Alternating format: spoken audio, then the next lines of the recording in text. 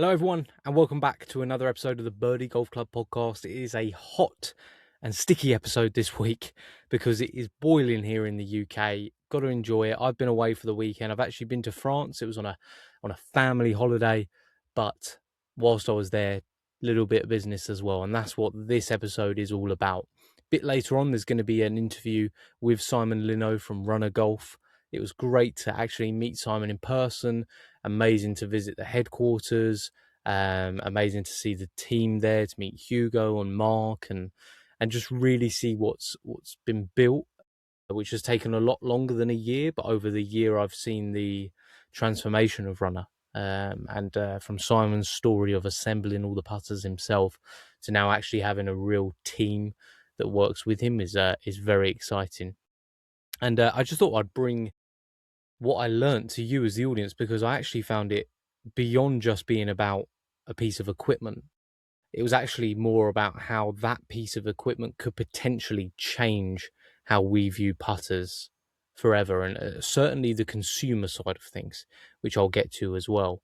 I think what I'll do now is I'll insert right here the interview with Simon, because I think he sets it up really well, the conversation. We didn't have a particularly long interview. I think it's about 10 odd minutes long, and we'll pick it back up just after that. So there's a few Scotties sitting there. We're like, wait a minute. Yeah.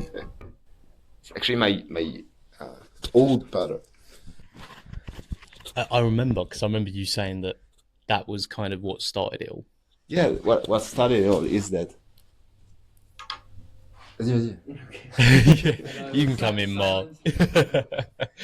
Like I actually tried heavier weights here and putting some more weights here or some more weights here. And actually, we're trying to control a putter that was not made for me, because there was a lot of face rotation with this one. So I tried with a super big flat grip to control the rotation, but it wasn't enough. So I created the runners.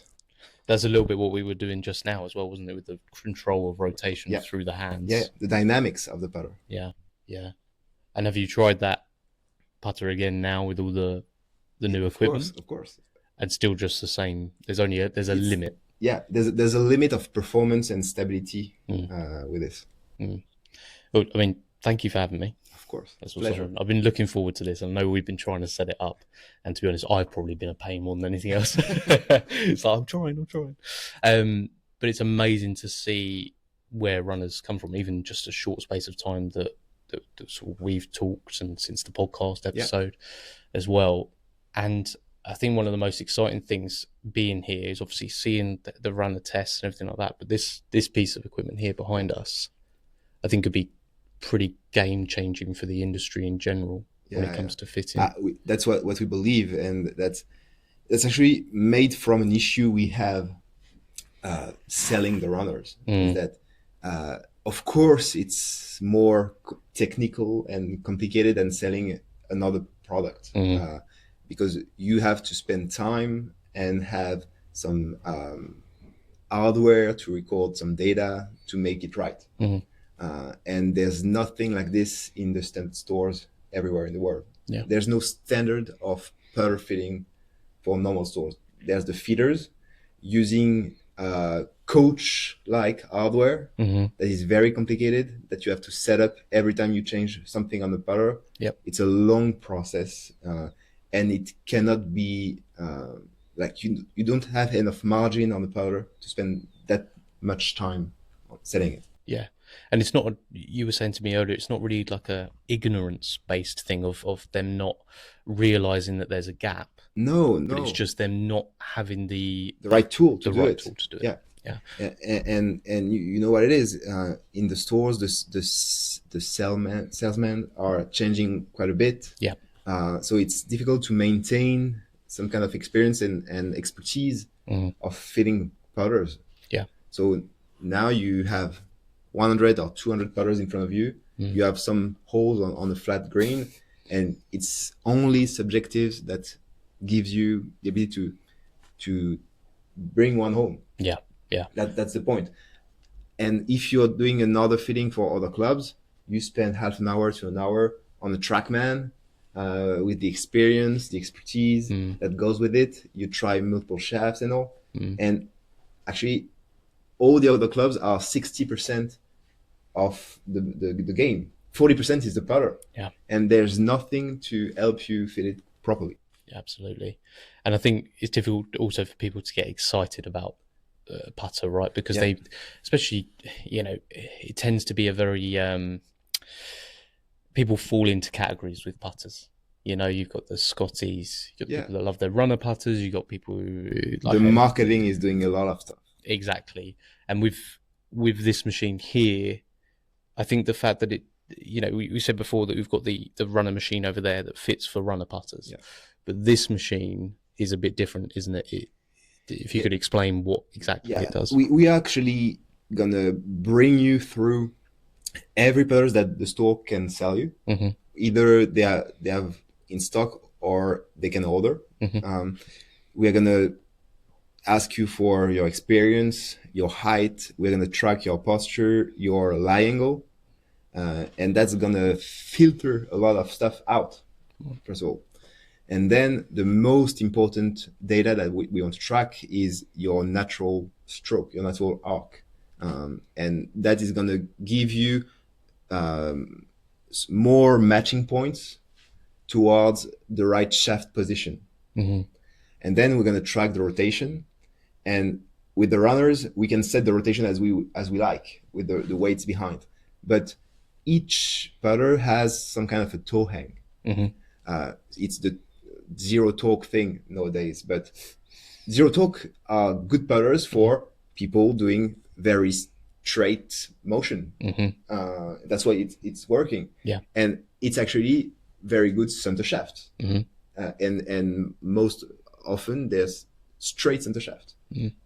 So it works for some people. Mm-hmm. And that's what we are going to bring with this machine, is that we're going to give the right style putter to the right people. Yes, yeah, because, and also I guess if somebody comes in with they've predetermined what putter they're going to get, say they're interested in the lab because they've seen it all over YouTube, they're going to come in and they want to lean towards that. I suppose with this machine, it's gonna monitor how well they putt with it, but then that comparison tool on there is going to be huge, because I bet you're still going to have people, doesn't matter how well they match with the top one, of course, they're still going to, so afterwards they can then compare the two. And really, this game is frustrating enough. If you can get in the hole a little bit quicker when you're 20 feet away as opposed to 400 yards away, they're going to be inclined to go with the, of course, the top one. That's the point. And that's where the result page is giving you 5 different putters. Mm-hmm.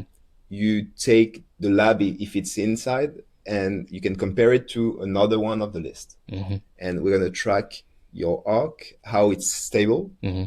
and your ball, which is the most important, how straight it goes, and what's the dispersion in this direction of the ball. And just it's a scoring. Then you can just compare the two putters, and we can tell you you're more stable with the putter with this one, but the ball is more stable with the other one. Yeah, which makes sense.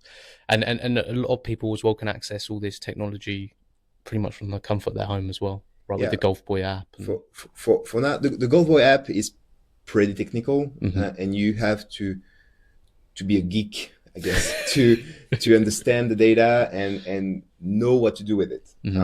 But from our website, we are only selling runners, but you can actually fit yourself. You can track your posture, track your arc, and we're going to give you the information you need to choose the right putter. And that's what we want to bring with this system to the e-commerce stores out there, where anyone can fit himself online with all the putters. And seeing like the growth that's gone on, I remember when you said we've just moved into a new HQ, and to see the outfit that's running here and the members like Hugo and Mark, and it's exciting to see. Where do you see Runner? I know it's a difficult question. I asked you last time we spoke, I think, and you were like, this next year, what's the next phase for Runner? I guess the next phase is really this tool. Yeah. Because we are growing as Runner, but we cannot grow faster if we are not helping the market Mm. go towards putter fitting. Mm-hmm. And that's a tool that can help us do that. Because this tool is like a gift almost to the industry, isn't it? In many ways. I mean, they probably have to pay for it for sure. Of course. But it's not a gift. But to the people we presented this offer, each time they were saying, we've been missing that. Mm-hmm. That we need that because we know that there's a gap of experience for the fitting between all the other clubs and the putter, and that tool is bridging that gap. Absolutely, and it's simple enough. It's pretty start line based as well, so they're not going to need a huge amount of space for it. You're not going to be in a simulator doing it. And I think if someone sees that by a putting green in a wherever it be, American Golf, Golf Galaxy, they're going to be intrigued enough to give it a go. And we will have a video showing you the experience before you do it. Right. And that we want to bring people to the putting green, actually. Yes. Yeah. Absolutely. And I asked you last time with the professional scene as well with putters. What's your maybe stance on that now, or have you noticed? I know when I was talking to Mark, he said a friend of his who's on the G4D uses runner putters. Have you seen a lot of movement in that space yet, or is it still? It's still very closed. Yeah, I guess you start moving forward when you get two players on one tour that can give you that famous ladder that allows you to go to the tournaments, to go to the training days, and make players try your putters on the green. Yeah, I guess before that, it's just a question of luck of how you can meet someone at some place random. Yes, yeah. And is it very closed, that sort of like tour setup? There's no way of pretty much getting in, I'm guessing. You have to be in to get in.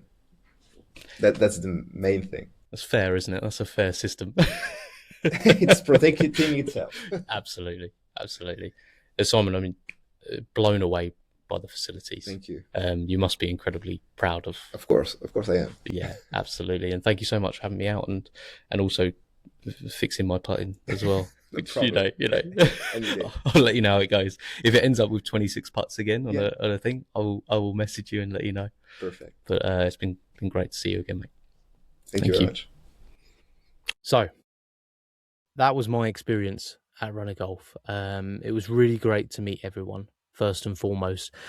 And I don't know if it was maybe shown well enough in the interview. Hopefully on social media, I'll put up a few clips of Simon showing me how the machine that's behind us, the screen that's behind us, the elongated tablet, if you will, what that actually does. Now, Simon before, because of how Runner Golf works and the customizable options of Runner to get the perfect putter for you, has noticed that there's a bit of a kink essentially in the industry that kind of stops the flow of what would be the future of putting. And that really is the fact that a lot of the time when you go for a putter fitting, you kind of get fit into 1 to 4 models maybe of any given putter, with a mallet, blade, what's the other shape? You've got like a fang shape, essentially. I've forgotten what they call that now. And whilst that's good and people enjoy the sort of comfortable feeling of doing that, walking into an American Golf, walking into a Golf Galaxy, going to the putting green, picking up a putter, rolling a few putts and going, feels good. It doesn't really lend itself to the custom part of putters. So recognizing this, Simon's first iteration, which we talk about in the interview, that sits sort of in front of us, if you will, that you can't see out of shot, was the Runner Golf custom fit sort of machine, tablet, cameras, the lot. And his idea behind that was to get that into retail stores where perhaps it's a little bit more difficult and time-wise, and people trying to watch their bottom line, essentially making commission, and that's how the industry works in those things. For them, it was, okay, really cool concept, but it just talks about runner putters. There's no, if someone picks one up and goes, yeah, but is that just bias? And it wasn't. It was just showing what Runner Golf could do. But equally, Simon obviously understood that and recognized, okay, so if we're going to have to change to how this part of the industry works, it's going to have to be completely unbiased. You may have already seen from the wonderful display behind me that I have partnered with Paint Art as the official footwear sponsor of the Birdie Golf Club podcast, and I am so happy to have done that. Painter golf shoes are incredibly comfortable, first and foremost. Take it from me, I am fussy, and I've got funny feet as well. And the Painter golf shoes fit me perfectly and are extremely comfortable, but also they are just full of tech to be able to empower you to play the best golf possible. Paint, I believe in walking the course. And as somebody that enjoys conversations, enjoys the environment of golf, walking the course is the best way to do that. And you get to fully experience golf as it was intended. You can't do that if you're not in comfortable footwear. Painter are giving you the ability to do that week in, week out, round in, round out. So head over to paintergolf.co.uk and make sure to use the code Birdie Golf Club Podcast, and that will get you 15% off these selected collections. And they're one of the best collections available anyway. Speed Classic, the Jason Day inspired and helped create golf shoe. The Sport Classic and the Reserve Classic, inspired and helped by Min Woo Lee. Head over to paintergolf.co.uk, get yourself the best golf shoes in the game and look incredible whilst you do it so you can go on and walk the course. Right here in my hand is the ShotScope LM1, which is available right now on the ShotScope website. In fact, it may be sold out at this moment in time. You have to bookmark it and then come back to it when it's back in stock, because it is by far the most popular product in the 2026 catalogue on ShotScope and just throughout the golfing industry. And the reason being, this product here is a launch monitor that is £200 and it is super accurate. I literally took shipment of mine and took it straight to my practice area and was hitting shots, getting accurate feedback, which also links to the app, which is subscription free. It's very exciting. I feel like it's going to level up my practice this year, and I want it to level up your practice as well. So make sure, if you haven't already, bookmark the page, get ready for when it is back in stock. It may be back in stock right now when you're listening to this. Shotscope.com, make sure you pick up the LM1. You can use the code Birdie Golf Club across all the other products on the ShotScope website, but the LM1 is not included in the Birdie Golf Club 15% discount. But you know what? I don't care. I want you guys to get this. £200 is incredible value. It's £199 and it will transform your practice. And if you want to pick up a watch, a rangefinder, whatever it may be, they're the best products in the golfing market when it comes to golf tech. But head over, get your ShotScope products, get the LM1, level up your game this year and do it with ShotScope, who empower golfers. They're a golfer first company. Let's head back to the episode. And it's going to have to just list everything that's in stock at that retailer, every putter, every option available, and looking at someone's putting stroke through the cameras, through the overhead camera, and I believe there's a face-on one as well to see everything. How does their putting stroke collaborate with a putter to create a score? And that's exactly what this machine that Simon's made actually does. It enables you to go take a putting stroke, any putter, maybe one that you like, maybe your old putter, whatever it may be, put in a load of information about you, height, what you prefer to see on a putt. There was loads of options in there. I can't even remember every single one of them. I believe there was about 10 questions before you even actually do the putting stroke, all very simple to answer. And then it will give you a score based on that as to which putter suits you. Now, in the one that Simon did a random sort of thing of just, 179 centimeters, all these sort of things of height and what you prefer and everything like that. And it actually came back with, I think it might have been one of the Odyssey putters. Came up as top. Underneath was a runner putter. Underneath might have been a spider. And it gave you a score on that. And then you could literally pick those two. Say you like the top two, but there's also one at number 5 that you kind of went there. Maybe it was a lab, and you went there thinking, I really want to buy a lab. And then you could redo it with each of those putters, just the putting stroke start line, very simple. And it would then give you an updated score to compare as a comparison between those 3 putters, those 2 putters, whatever it may be. And it just enables you as the consumer to go in, and everyone realizes you don't really get a lot of feedback in a lot of stores when it comes to putting. It's just, do you like that one? Great, that one's for you. And then you just work it out from there. What Simon wants to do is make it as simple as he can for people. Golf's very, very hard. And I think we talked about in the interview that 40% of golf is actually with a putter in your hand. And if you're trying to make your putting stroke with a putter that isn't right for you, then the reality is it's just going to be very, very difficult to be a good putter. You're going to have to spend a lot of time on the putting green, which people don't like to do, let's face it. And you're going to be frustrated. You're going to be thinking, why am I pulling? Why am I pushing? And then it's going to go down a rabbit hole of all these reasons. And the one thing that matters most with putting is confidence. Confidence is number one. So even if that, and Simon's sort of saying, essentially, even if that means someone buying a different putter, that's fine by him because it's changing how people view going to buy a putter. And that is fundamental. Without that, Runner Golf potentially stagnates. And I think Simon recognizes that it potentially stagnates because it's very difficult to sell a product that people don't really understand the necessity for. They might think, well, we've got 0 torque putters. We're fine. Like, everyone's golden now. And he's like, no, like 0 torque putters work for somebody who has a stroke which suits 0 torque, a very much straight through and through.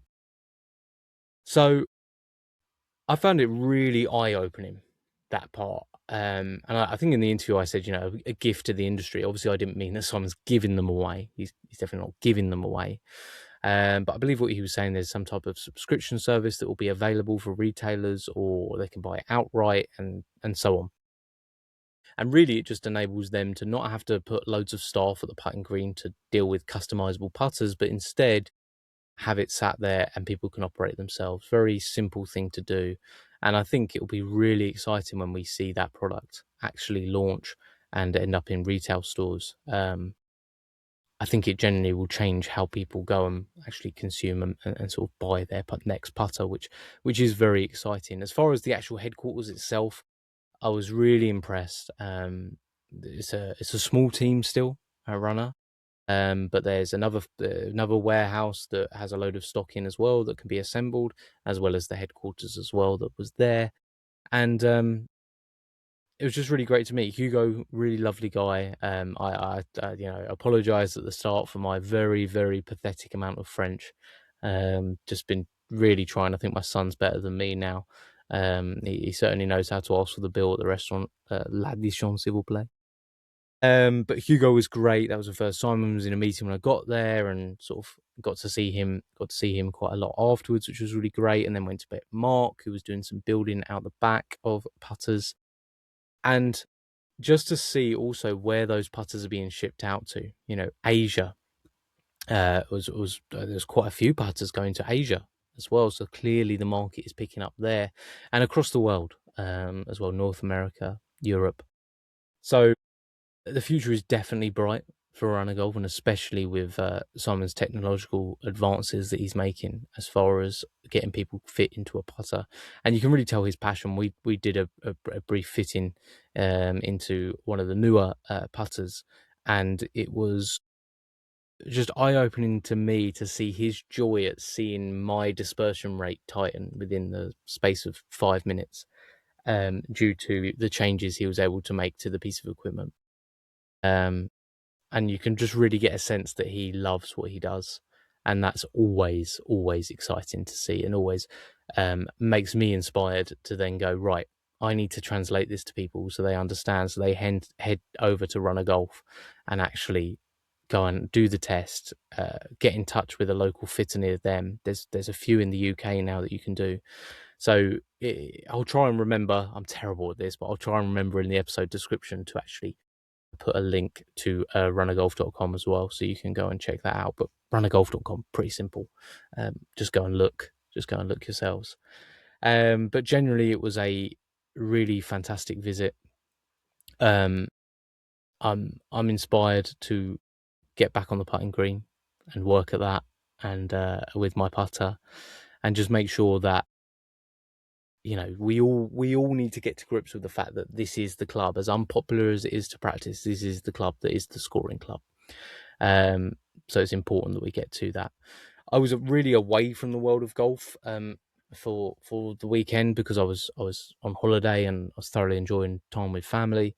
But obviously the CJ Cup was on, and I did see who won this, and it's escaping my brain right now. I'm gonna look. That's dreadful. It was somebody that was like surprising because I'm pretty sure they've been absolutely nowhere near it. Absolutely nowhere near it. Let's have a look. Wyndham Clark. That was it. Wyndham Clark won the Byron Nelson. Just didn't see that coming. But that shows golf, doesn't it? It shows when you're hot for a week, it's unbelievable. And then you look at the guys that were probably really doing well leading into it, and then they just stood at absolutely no chance by the time it actually came up for it. So, cool to see Wyndham win. Hopefully that improves his mood as we head to some old school dressing rooms for the US Open at Shinnecock. Be careful there, Wyndham. But generally, what I did actually kind of get to grips with a little bit was some of the live golf news. I put up a reel explaining a little bit about that, because when we talk about bankruptcy, I think a lot of us immediately think, right, that's it, it's done.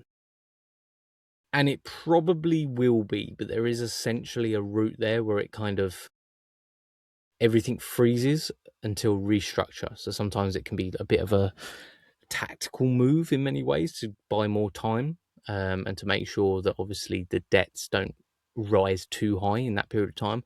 But what that does mean is essentially there's going to be a lot of players owed a lot of money and in a state of limbo. So I just honestly think the rumor is $250 million is what Scott O'Neill is trying to get from investors. There's a smaller 125 million, smaller, that's good, isn't it? Idea being floated around as a bit of a smaller investment to try and keep it going. And he's floated that 2 years till it becomes profitable. Perhaps, but I don't think you're keeping the names that are currently there. That's my guess. I don't think those guys are going to be playing for a much, much smaller prize money. Now, contractually, there might be a few that will be in, but if you breach their contract by not paying them, surely that means that contract is worthless now, or at least with the lawyers that they'll have, they'll be able to get their way out of it. I think the writing is really on the wall. It will just be very interesting to see how it goes down, and if Liv does survive, what form does it actually take?